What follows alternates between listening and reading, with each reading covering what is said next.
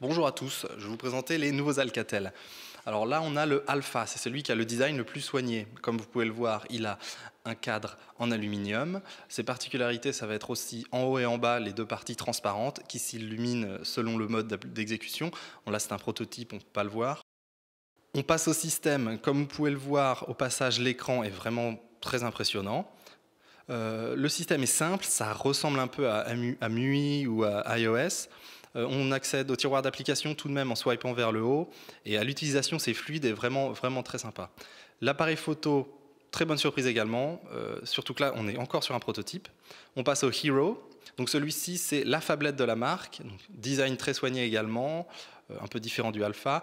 Là, ce sont les widgets ça va ressembler en fait à Blinkfeed d'HTC quand on swipe vers la gauche, mais on peut y mettre ce qu'on veut, donc les réseaux sociaux, etc. Là, on a donc les répertoires. Donc l'interface, comme vous pouvez le voir, est simple d'utilisation. Moi, je la trouve très pratique, vraiment bien faite.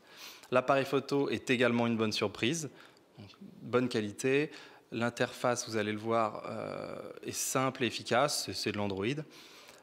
Hop, on en profite pour vous montrer le projecteur dont on reparlera tout à l'heure.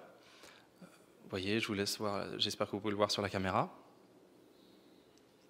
Voilà, donc l'interface dont je vous parlais. Voilà, on a les options HDR, panorama, le panorama 360 dont on vous avait déjà parlé lors de MWC, présenté sur le Idol S.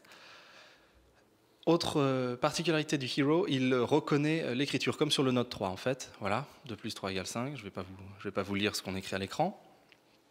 En tout cas, ça fonctionne bien, c'est très fluide, on a été assez impressionnés lors de la démonstration. Hein. Là, en fait, l'application, c'est une Scribe Calculator qui permet donc d'effectuer des calculs, mais il y en a d'autres qui utilisent la reconnaissance d'écriture. Là, c'est donc le projecteur qu'on vous a montré en photo tout à l'heure. Voilà comment ça s'attache, en fait. Simplement, c'est magnétique, donc ça s'ajuste tout de suite. Honnêtement, ça marche bien. Dès qu'on le branche, en fait, on va pouvoir le visionner. Donc là, on est sur une feuille blanche. À noter que c'est encore à l'état de développement. C'est encore un prototype. On a un petit peu de flickering aussi, donc excusez-nous.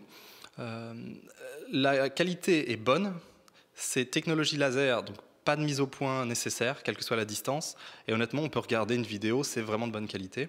Ça, ce sont les Magic Flip, donc il y en a plusieurs. Celle-ci, par exemple, permet de visionner quelque chose, comme par exemple l'heure, ou lorsqu'on va jouer de la musique, d'avoir un petit graphique type égaliseur. Donc là, c'est la Magic Flip qui fait écran e-ink. C'est très intéressant, ça permet de transformer le Hero en liseuse avec un écran e-ink, donc peu de batterie d'utiliser et surtout c'est très confortable. Quand on ne lit pas, vous pouvez le voir, on a les informations telles que la météo ou l'heure.